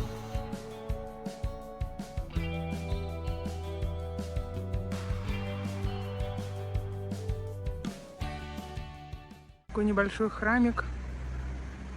Вот на цветке лотоса. Так уютно, мило, красиво. Попробуем зайти вовнутрь храма. Здесь кто-то сидит, медитирует. Наверное, какой-то монах. Так, немного полезной, интересной информации. Во всех буддийских храмах всегда обязательно есть такая ступенька. Обратите внимание, всегда есть такая ступенечка. Это сделано для того, чтобы ты, когда подходишь вот какой-то вот этой вот статуе Будде, чтобы ты наклонился, как бы поклонился, как бы, ну и переступил. То есть как бы всех 100% людей, как бы, чтобы он наклонил голову. Если не заходит вот так вот через эту ступеньку, в любом случае. Вот, а еще момент 2, я им как раз только что воспользовался. Тоже именно в этом храме низкий вот такой вот вход. И я шел в телефоне, и я ввалился головой сюда, жалко, Ирина не снимала. Поэтому, короче, когда ты подходишь вот к такому храме Будды, нужно наклонить голову вот здесь, и вот так вот заходить, разгувшись. Ну, на самом деле, я как человек, который на в Азии, в храм оделся максимально по-дебильному. Я это знаю. Шорты такие выше колена, тапки и этот майка. Я думал, что такой будет менее популярный храм. Вот, но вообще в храмах выдают иногда очень часто такие как бы, штучки, чтобы женщина закрывать колени. Ну, короче, у Ирины нормальное платье, в принципе, ну и вообще, конечно, плечи закрыть. Но нам ничего не сказали. И вид такой симпатичный все открывается, но смотрите, какая прикольная штука. Идет линия электропередач с материка, и вот все электричество, видимо, идет с материка на Фукок. После фразы «работаем» Марина начинает делать вот такую вот штуку. Работаем. Работаем. Давай, не стесняйся, лупаш. Всего лишь 8:40 утра, жара такая ядерная, и людей так много. Вот мы просто с Ириной прям аж потекли. Вот снимаю тапки, вот такой высокий.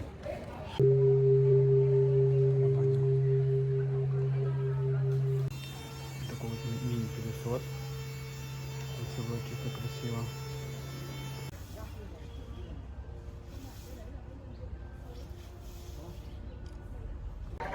Я уже не первый раз во Вьетнаме, но я хочу сказать, что это однозначно один из самых ухоженных, самых красивых, самых со вкусом сделанных храмов. И это однозначно храм из разряда must visit, если вы на Фукоке. Поэтому однозначно рекомендую. Вот вьетнамцы молодцы, очень много путешествуют по Вьетнаму. И вот такие прям у них группы, у них там футболки бывают одинаковые, кепочки вот такие вот одинаковые. Целая группа в миленьких шляпочках, у всех одинаковые шляпочки. По дороге в Сансет-таун, прям совсем рядом, есть еще один город, призрак, абсолютно, можно сказать, пустой, там, конечно, грустненько. Мы его назвали Минск, потому что такие большие, широкие проспекты там. В таком колоритном вьетнамском месте сейчас быстро сделаю обзор вьетнамской кухни. Это очень популярный суп фо бо, они его едят на завтрак, на обед. Вся его суть в том, что это лапша в бульоне из говядины, свинины, чего-то такого. Иногда говядина бывает сырой и доваривается прямо при тебе в этом супчике. Спринг-роллы. Тут в середине идет креветочка, листики салата всякие разные. Это не рис, это лапша такая и морковочка. А еще кусок говядины. Вот это чисто азиатская тема, вот смешивать мясо с рыбой. А это салат из зеленой папайи. Вообще это немножко вроде тайская тема, но вьетнамцы его тоже готовят и готовят его на свой манер, добавляют морепродукты, ну короче все, что под руку попало. И здесь есть такая целая экспозиция, посвященная этой тюрьме, этим баракам, этому всему. Ирина сюда не захотела поехать, естественно. Вот. Ну и хорошо. Вот. И я решил сюда сам сходить, потому что я, конечно, тоже не любитель всех этих таких там истязаний, всего. Ну вот с точки зрения какого-то там вот развития кругозора, я думаю, это стоит понимать больше места, что здесь было. Здесь просто какие здесь сетки. Вот такая тюрьма, естественно, это не видно на видео. Но вот тут идет одна такая колючая проволока, здесь колючая проволока, вторая линия, третья, четвертая, еще снизу, пятая, шестая, седьмая, восьмая, девятая, десятая, 11, 12, около 13 колючих проволок. 13. Ё-моё. Между этими еще проволоками ряд, где бегает собака, и мужики с автоматами, и еще на тех смотровых тоже мужики с автоматами. Еще интересно, ну, получится ли мне понять по итогу этого последнего музея, что там были такие за ужасные заключенные. А ну вот сейчас мы с торца просмотрим все эти. Блин, собака. Ну, короче, очень серьезно. Не знаю, сейчас буду разбираться. Что солнце, блин, капец, дебил приехал. На самом деле все по этому сравнению вот показано, как заключенные здесь сидели под открытым небом, вот такой вот сетки, колючие проволоки. Просто и не подвинуться, не размяться, ты просто сидишь и просто сжигаешься на солнце. Наверное, стоит ходить в такие места, чтобы понять, не совершать ошибки какие-то, просто которые человечество уже прошло, что вот, блин, ну как можно было до такого докатиться вообще? Ну это же просто уже края крайние, блин. Вот проволока реально колючая, вот прям проверить. Нифига себе, она просто как ножи. Она ржавая, старая, но она просто до сих пор как ножи. Как я понял, короче, это американские солдаты против повстанцев Вьетнама. Короче, местные жители Вьетнама, которые, типа, не хотели режим США здесь видеть. Вот, и, короче, так жестко их прижимали. Вот что значит человеческий креатив? Вот просто если его не направить в правильное русло, да, куда-то, даже там задало там тему, там, мы сейчас строим там сайты, грубо говоря, там, да, какие-то там IT-решения.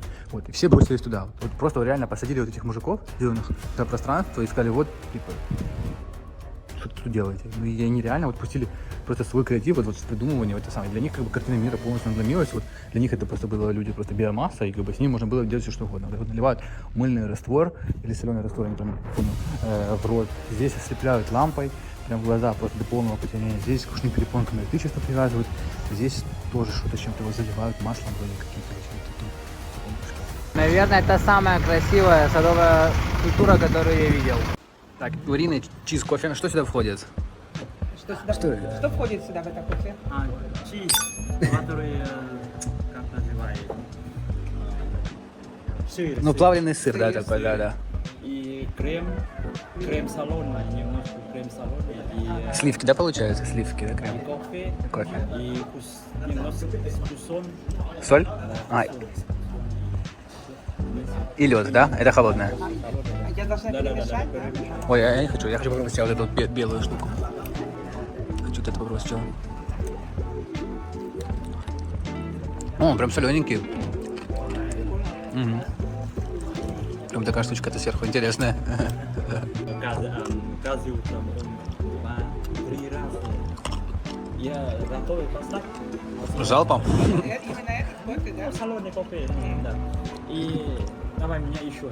Еще потом он курил, и когда я сюда долго он еще меня один с собой. Мы пришли в вот такое вот заведение Дом пиццы, конечно, самая вкусная пицца. Мы, конечно, не фанаты азиатской пиццы. Когда нам сказали, что здесь классная, вот нам надоело вьетнамскую кухню, и сейчас нам будет делать пиццу из дуриана. Здесь я заказываю очень часто лаймовый фреш, потому что это настолько освежающий, настолько нежно. И здесь его делают реально фреш, то есть выжимают по-настоящему. Никаких там ни концентраты, ничего, а вот реально настоящий фреш. Это бомба. Thank you. Камон по-вьетнамски. Так, я не из тех людей, которые заказывают пиццу 4 сыра, пепперони, маргарита и это все банальности. Сейчас буду пробовать пиццу с дурианом. Говорят, это лучшая пицца по Фукуоке. У них здесь есть классическая пицца и есть вьетнамский стайл. Вот, это пицца с дурианом.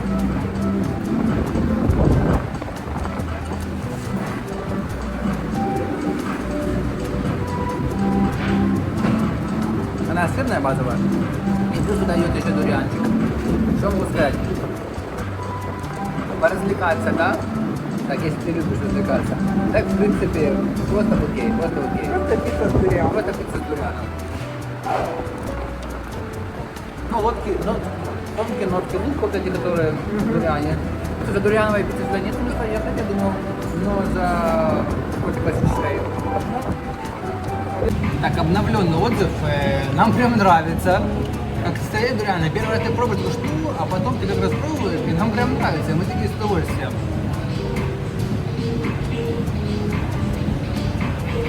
Она сладкая, да, необычная. Ну прям. Один раз попробовать обязательно надо.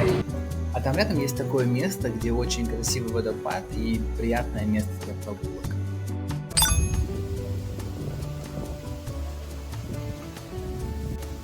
Ирина нашла вот такое место, приглашает всех на застолье. Я welcome.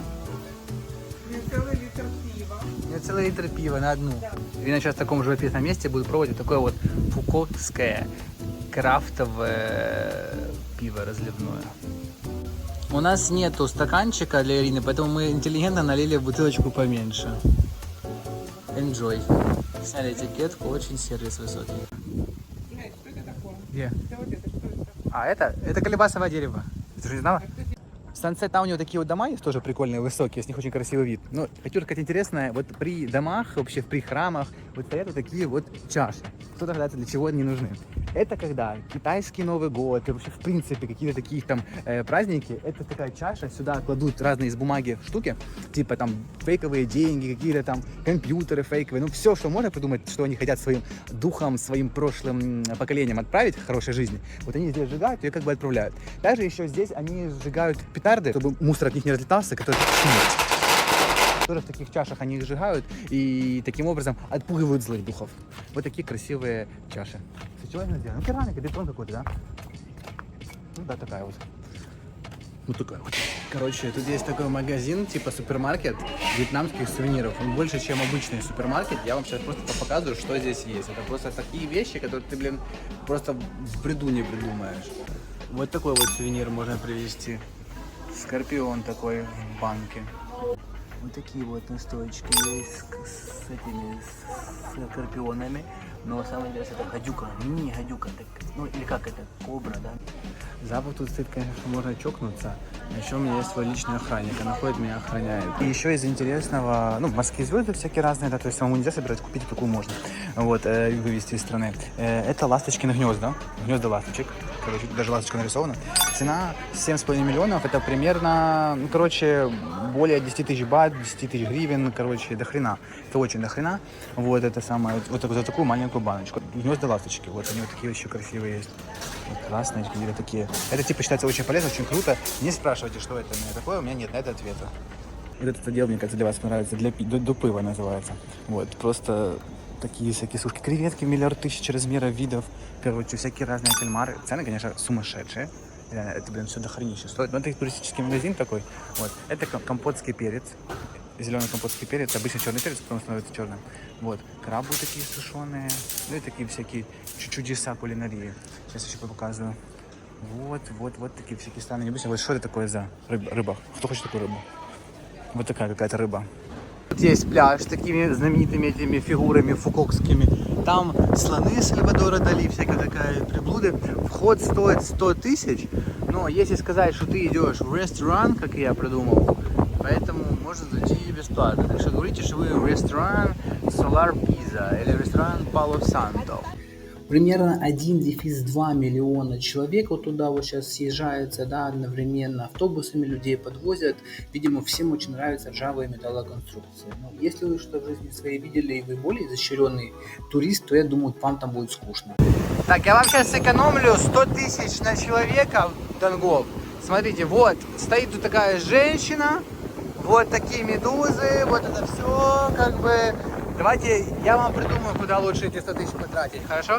Вам оно не надо.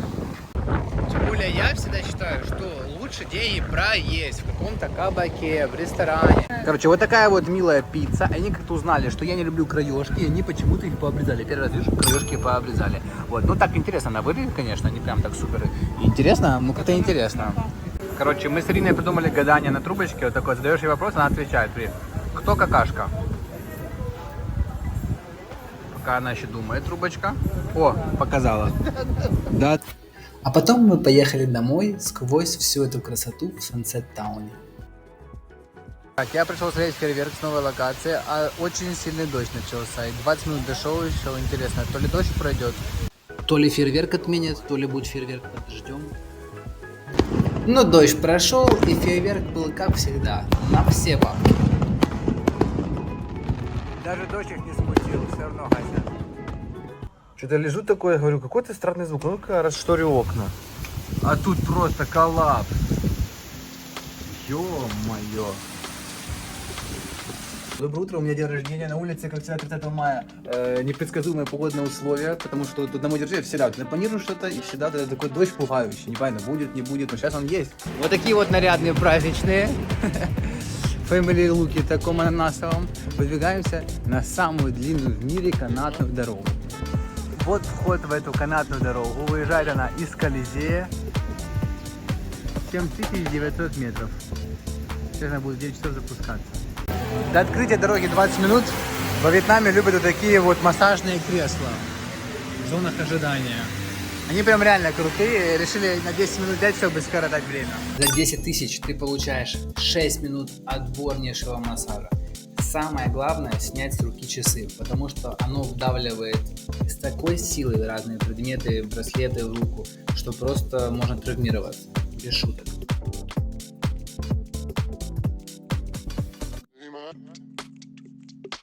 Такие вот кресла, конечно, сколиоз не вылечит твой, но так скоротать время в ожидании можно. Вот. Ну, конечно, так прям тыкает прям эти мышцы, думаешь, боже, сейчас меня сейчас поломает еще, я не знаю. Может, так же просто по программе тыкает, специалист он ощущает, как бы, куда лучше тыкать, с какой силой, это прям... Вот, тут такие подушки, тут руки зажимают, потом вот здесь плечи вот так вот назад отводят, там всякие ролики, ноги прикольные, они тоже сжимают ноги. Вот, интересно.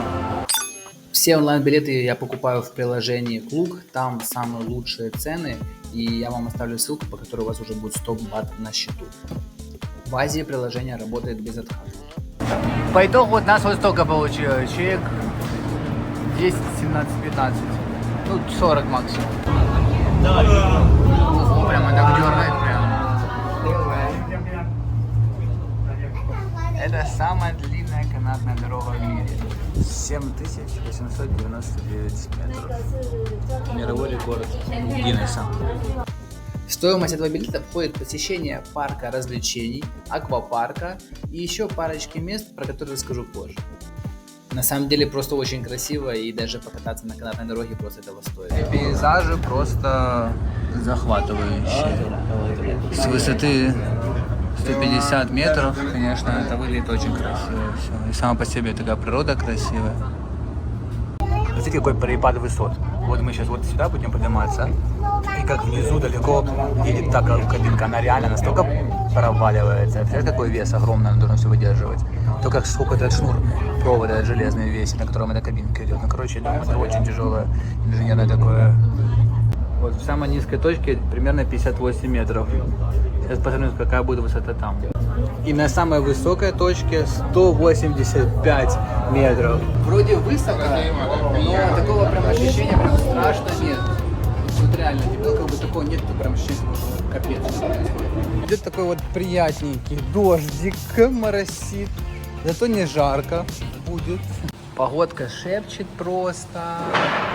В аквапарк хоть беги, хоть на аттракционы. Не знаю куда. Ну, на самом деле, скажу вам честно, здесь всего 2 аттракциона. Вот этот вот подъем, по кругу посмотреть, Нанские горки. Вот. А есть тут еще аквапарк. Но он закрыт на процентов 30-40. Ну, кто-то не работает, кто-то не работает, кто-то не работает.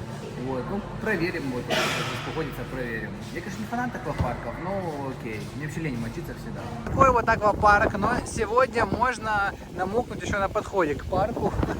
Не обязательно заходить вовнутрь. Просим вас быстро и спокойно покинуть бассейны и аттракционы.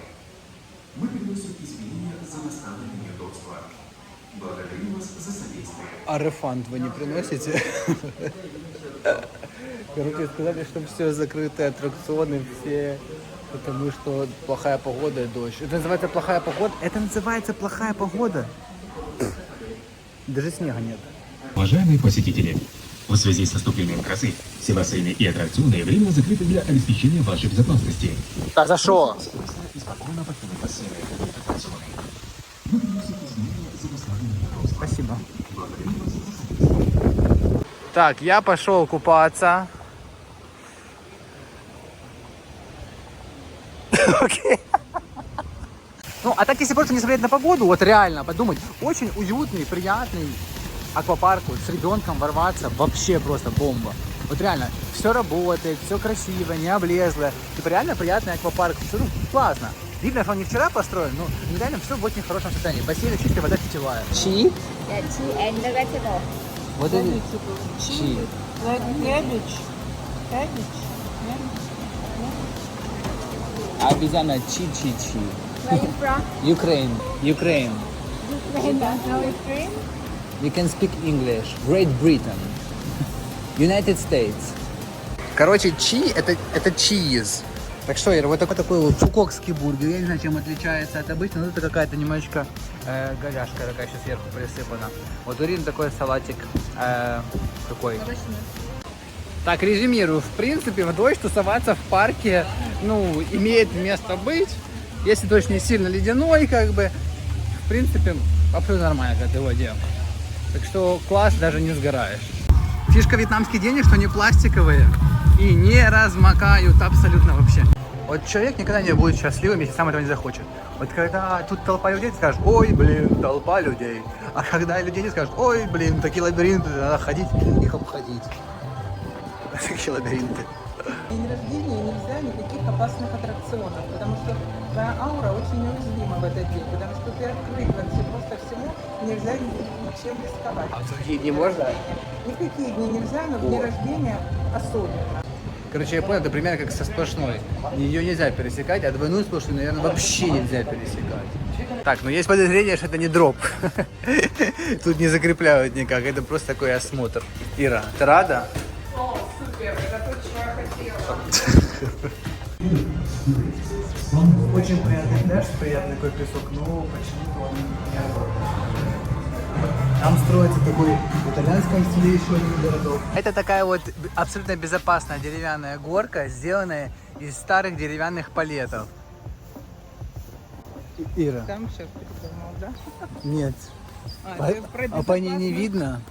Вообще я шутил и прикалывался, говоря, что она деревянная, но она реально вся деревянная.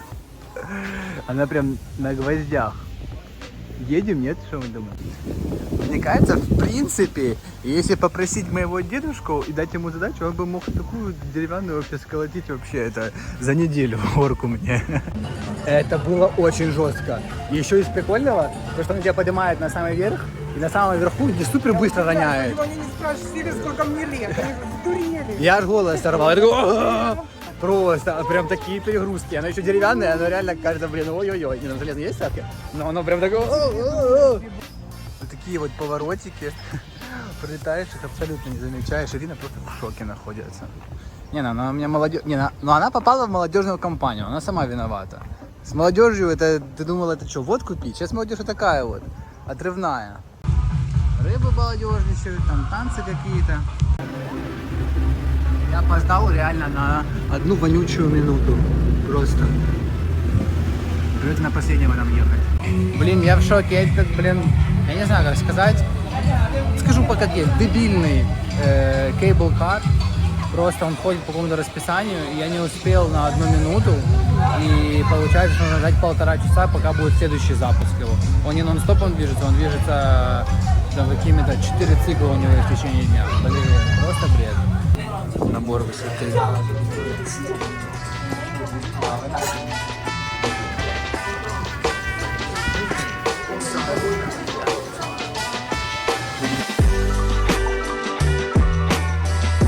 Пришли с Ириной, мне принесли первому, она говорит, нет, это я такое заказывала, забирает. Я говорю, у тебя суп был? Говорит, нет, у меня вот это было. Ирине, в принципе, без разницы, что это, самое, чтобы ей все отдать.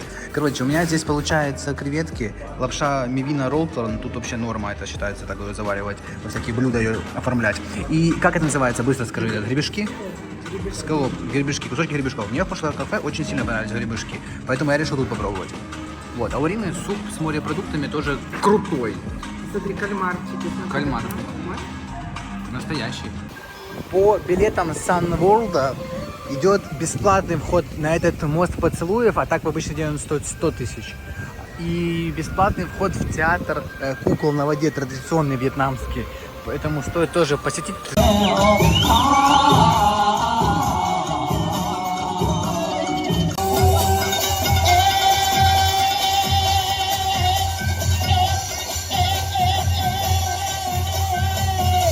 An innovative multi-sensory performance featuring cutting-edge Как technology. актер театра Be легко prepared to это. witness a mesmerizing dance of Получается? fire, water, Ой, light, and fire. красиво. All orchestrated. Вот такой чудесный вид на Sunset Town. Здесь вечером будет шоу, фейерверки, а вот тут рядом уже мост поцелуев. Снизу надо идти, чтобы фотографировать, а сверху идти, чтобы целоваться. Вот такая совершенно незамысловатая конструкция моста получается.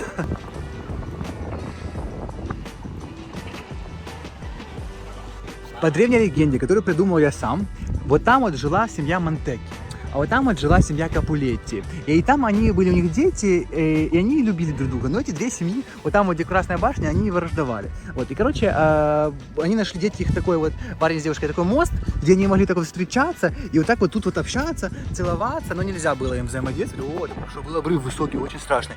Вот, вот здесь мы сейчас с этим мужчиной можем так вот пообниматься, пообниматься только мы с ним можем. Чтобы вы понимали, где-то во Вьетнаме, на острове Фукок, в Сансет-Тауне, на мосту влюбленных, изречение Василя Сухомлинского, украинского писателя. Подлинная любовь рождается только в сердце, пережившем заботы о судьбе другого человека. Ну, красивее не сказать. А еще как красиво вот Гёте сказал про любовь, вы только послушайте. Den muss von Herzen gern, was auf Herzen wicken soll. Как красиво сказано, да? Вот немецкий это все-таки язык любви. Вот. И песен Рамштайн. Это два у него применения. Признаваться в любви и просто и вот это вот бензин. Это вот мне нравится. Ну просто романтичнейший человек. Пока на всех языках не перечитала все эти высказывания. На немецком, на индийском, на английском. Не успокоилась. Ну что, свой день рождения буду провожать в таком вот красивом ресторане. Заказали с Ириной новенькое что-то. Это кофе Драгона, чтобы это не значило. Это кофе с авокадо, такие десерты. Просто в таком вот живописнейшем месте, с красивым видом. Вот, там будут вечером фейерверки. А еще просто, это был удар ниже пояса. Цена в этом кафе дешевле, чем в каких-то генделях просто. Короче, это все, что сейчас на столе, это примерно около 200 тысяч. Это 300 бат.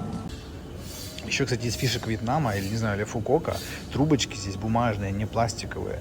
Вот. И либо из соломинки какой-то, не знаю, в поле собранной, либо из макаронинки. Вообще, ну, короче, пластика я здесь встречал по минимуму. Именно на трубочках почему-то они так сконцентрировались. Я это шоу уже со всех ракурсов посмотрел. Я его уже наизусть знаю. Сейчас будет фонтан. Ну что, подходит к концу наша фукокская тусовка. Ирина так не любит вещи собирать, а мне прям по кайфу. Я так люблю все эти ревизии, чтобы красивенько сложить, разложить. Не знаю, я прям удовольствие получаю. Все, вот мы выселяемся с нашего отеля. Можете запомнить, Мерси отель. Довольно-таки прикольный, хороший, красивый вид, все новенькое, свеженькое. И эта улица довольно-таки спокойная. Ничего себе, тут манюнечки ездят. Hello, yes, airport. Как всегда мы грузимся в лакшери тачки, потому что Игорь разобрался, как их заказывать за 3 копейки. Вот так вот отлично влазит 4 наших чемоданчика в эту машину. Царица такая. Ой-ой-ой. Едем в аэропорт. 290 тысяч стоила поездка. Вот, ехать около 30 минут.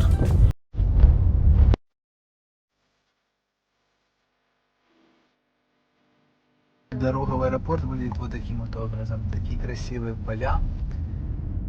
И вот такой большой, довольно-таки international airport.